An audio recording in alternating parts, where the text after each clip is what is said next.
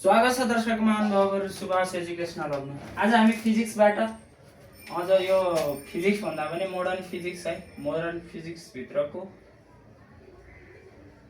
Electron भन्ने च्याप्टरबाट हामीले आज न्यूमेरिकल गर्ने भएका छौं है त।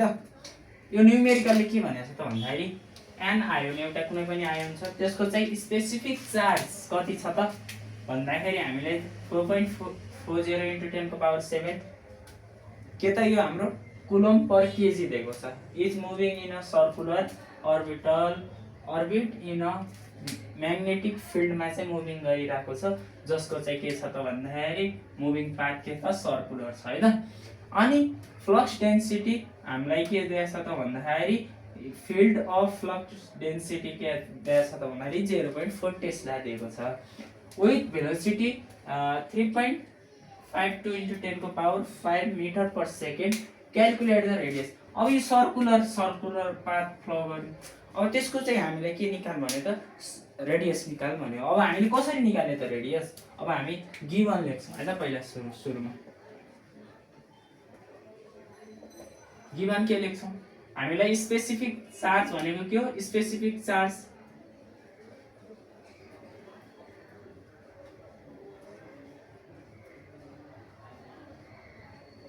हामीलाई स्पेसिफिक चार्ज भने चाहिँ के आयो हाम्रो? क्यू चार्ज बाइ के त मास हो। यो भनेको स्पेसिफिक चार्ज हो। यो कति दिएको छ हामीलाई? 40 × 10⁻7 कुलम्ब पर केजी दिएको छ। त्यस्तै गरी हामीलाई चाहिँ के दिएको छ त फिल्ड अफ फ्लक्स डेन्सिटी भनेको त के हो? इलेक्ट्रिक फिल्ड भनेपछि बी कति दिएको छ? 0.4 टेस्ला दिएको छ। विथ भेलोसिटी हामीले कति दिएको छ? भेलोसिटी v कति दिएको छ हामीलाई? 3.52 × 10⁵ मीटर पर सेकेन्ड। अब हामीलाई निकाल भनेको के छ त? रेडियस निकाल भनेको छ। अब एउटा कुरा थाहा हुनु पर्यो हामीलाई। अब यहाँ के त म्याग्नेटिक फोर्स लाग्छ। यहाँ के लाग्छ? म्याग्नेटिक फोर्स लाग्छ। अब त्यो सर्कुलर पाथमा म्याग्नेटिक फोर्सको काम के हुन्छ त भन्दाखेरि सेन्ट्रिपेटल फोर्सको चाहिँ काम गरिदिन्छ भनेको magnetic force equals to centripetal force हुने भयो। हामीले चाहिँ के गर्नु पर्यो त? लिनु पर्यो, त्यसलाई हामीले मान्नु पर्यो त्यसलाई है त। त्यसैले हामी के ले उही नो म्याग्नेटिक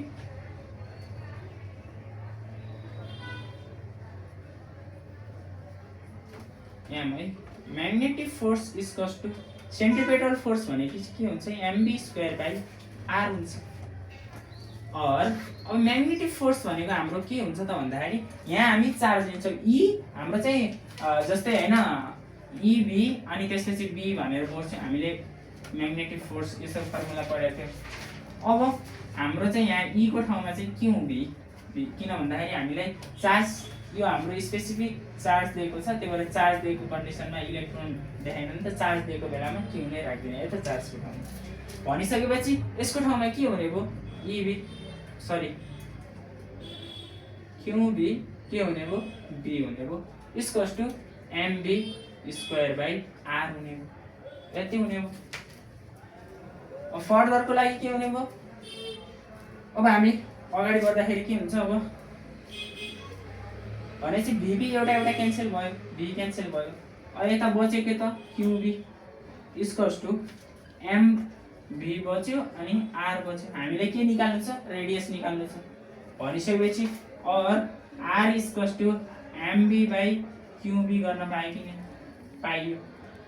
यति गरिसकेपछि हाम्रो चाहिँ अझ r इक्वल्स टु अब m लाई तल ल्याउन पायो कि एउटै त हो। यो माथि मल्टिप्लाई हुन जा मतलब माथि गएपछि यो m कै यसरी नै रहन्छ। यसलाई तल ल्याइदिँदा केही फरक पर्दैन है यस्तोले।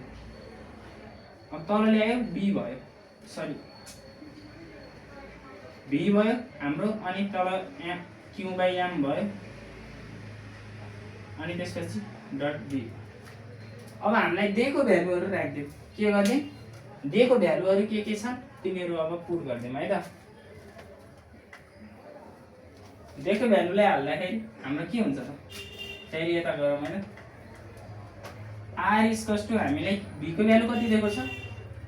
यहाँ छ 3.52 इन्टु 10 को पावर कति दिएको छ 5 दिएको छ। त्यस्तै गरी Q/m भनेको हाम्रो स्पेसिफिक चार्जको भ्यालु कति दिएको छ 4.40 इन्टु 10 को पावर 7 दिएको छ इन्टु हाम्रो अब यसको फिल्ड अफ फ्लक्स डेन्सिटी कति छ B को भ्यालु 0.4 टेस्ला दिएको छ। अब यो गर्दाखेरि हामीलाई कति आउँछ त भन्दाखेरि यो पुरै क्याल्कुलेट गर्दाखेरि 0.02 मिटर आउँछ रेडियस भनेपछि द रेडियस अफ अर्बिट कति हुँदो रहेछ 0.02 मिटर हुँदो रहेछ। यो नै हाम्रो के हुने हो त फाइनल एन्सर। सजिलो थियो छोटो थियो भन्दै यही आजलाई समाप्त गर्न चाहन्छु। धन्यवाद।